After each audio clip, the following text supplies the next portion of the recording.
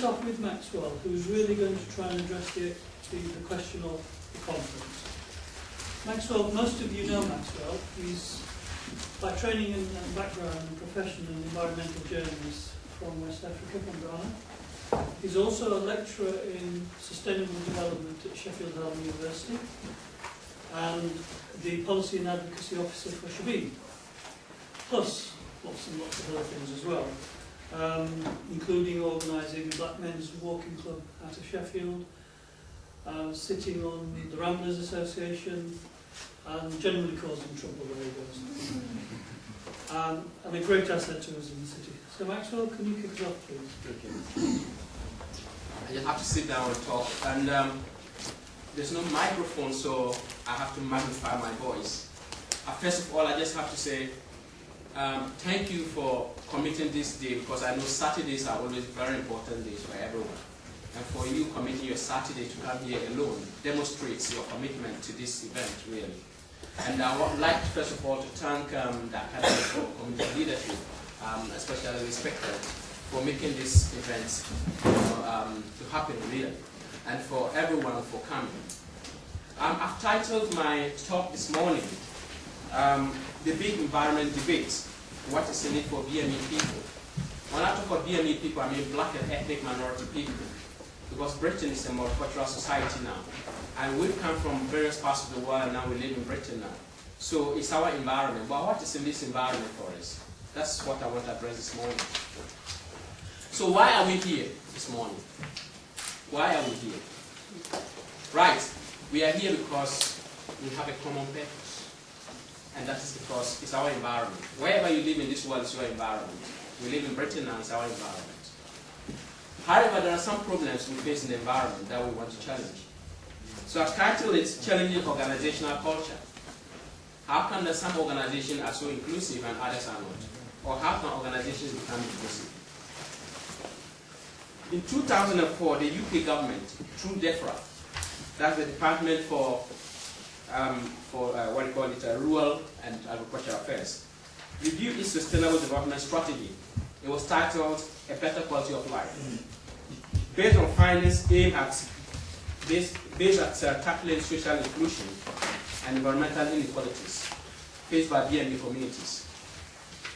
This was based on research which strongly suggested links between ethnicity, poor quality environments, and health, as among other indicators faced by BME people. So this research that was done by DEFRA discovered that there were links between ethnicity, poor health, and then poor quality environments. That was the research findings that were discovered. Unfortunately, some of these findings can be attributed to the fact that the environmental movement in the UK has been ill-defined. It has ill-defined the word environment to be purely green. So when you talk about environment, they just talk about green. This needs to be brought back to its original integrated meaning, everything around us that affects the immediate quality of our lives. So the environment should be anything that affects our lives. It's not only green, but anything that affects our life. It's not therefore a surprise that in Britain today, many people are of the view that environmentalists believe that wildlife is much more important than people. This has led to the notion that there's a superior group of people, educated people, who care about animals and plants, and the rest ignorant and caring. It is without doubt, therefore, that participation in the environmental sector is dominated by the white middle class. This class system syndrome has bred a tradition in which the middle class advocate to have the privilege of concern for the environment in Britain. However, this parochial way of thinking has begun to change in contemporary times with the emergence of a combination of environmental and health crises, such as climate change, rising obesity rates, cancers, heart diseases, among other serious health conditions linked to lifestyles, diets, and poor physical environments. These overwhelming health environmental indicators have come to underline the fact that there can no longer be a single solution through target taken by either environmental, health, or local authorities or on individual basis, but a need for joined-up approach as well as collective responsibility on the part of everyone, whether you are BME, whether you are white, irrespective of the color of your skin. Therefore, the solution to the emerging health/environmental crisis lie within mass involvement through intrinsic power in the way people are motivated to live their personal lives.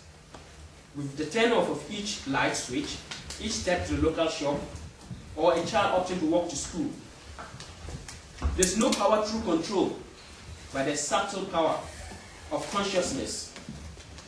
However, for this to take place, there's a need for a sea of change in organizational culture. That means organizations that advocate to promote health and the environment will have to change their culture, where organizations will not only have to show care, but also act. And people will also respond, care, and act as well. This calls for the implementation of a cross-sectoral campaign to raise awareness of this integrated and interdependent issue of ethnicity, social inclusion, health, and the environment.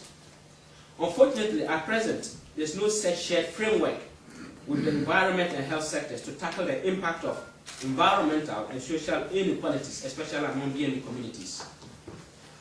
It's not therefore surprised to hear comments from mainstream environmental organizations, among other local authorities, that BME people are disinterested or unconcerned about environmental issues. We have to look at the history of BME exclusion from the environment before we can then begin to talk about BME people not being interested in the environment. They have in fact forgotten that the genesis of the problem of exclusion does not lie or rest with BME people, even though one may argue that they are also partly to blame for not making it easy for organizations that try to show a sense of goodwill. Nonetheless, it is obvious that exclusion of ethnic minorities in the British environment is likely down to historical reasons. This is because even though they have notionally been accepted as full members of the British communities, there have been little support for them in the form of positive integration. Hence, they remain lost within the new culture of the country, which is now their home. Obviously, if you're not well integrated, how do you get involved? This history of lack of inclusion begins with the first to the fourth generation of BME people who are urban-based, that have often led them feeling a lack of sense of belonging. Ethnic minorities as a whole are faced by a feeling of rejection and marginalization by mainstream organizations. Nothing has been done proactively to promote any sense of belonging and their legitimate presence that will help them contribute positively to the quality of the environment in Britain. Hence, the non-inclusion of the first generation of BME people or arrivals in environmental participation has created an instant family tradition of exclusion from contact with nature and environmental stewardship. For BME communities, it is therefore a basic question to ask: why should anyone imagine themselves being asked to be interested in something they are never made to feel part of or belong to? It is quite obvious from this that BME people have not been offered or afforded the kind of privilege that would enable them to be involved in the environmental field or campaign, and are therefore not motivated to contribute. However, that should not be the case, since most BME people have rural backgrounds, and they respect and value nature, and therefore the environment. In order to address this gap, there must be an increasing awareness among environmental, local, and health authorities about doing away with the inflexible work practices which militate against progressive change. Simply having a policy and structures that advocate to cooperate social, health, and environmental progress is only a beginning, but that is not enough. Staff training and development are equally crucial. How effective an organization advocates to be in terms of its equality and diversity policies can only be measured through the extent of self-development of every member of its staff. It's only through the awareness, creativity, and ability of individual staff members of organizations that policies enacted can make a real difference in building up relationships with local communities. This calls for a system of transformation and reintegration within a vision in which all mainstream organizations are challenged at every turn to re-examine their actions and to make them relevant to the diverse communities they serve by working together to contribute cohesively towards a common goal. The measure of success should ultimately be how the personal aims of such an organization coincide with those of the local community, regional, national, and therefore the global. This is something that environmental and other organizations ought to implement, because nature clearly demonstrates this principle of interdependence. This is because humankind, by creation, is organic. We must create a vital atmosphere of globalization locally, so that when we plant a tree in a local community, we are not also conscious that we are planting a tree on the earth which links us to the love and care of trees all over the world.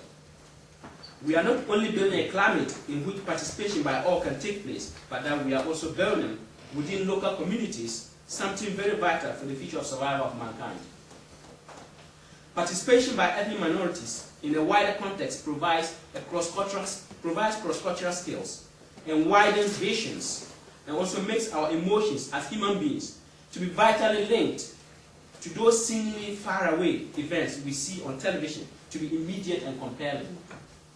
For example, one may see floods in Bangladesh on the news, but it's a different matter altogether if you know or knew a Bangladeshi family and you could hear them cry. Therefore, many of the policy drives should stem from our emotions and through human relationships.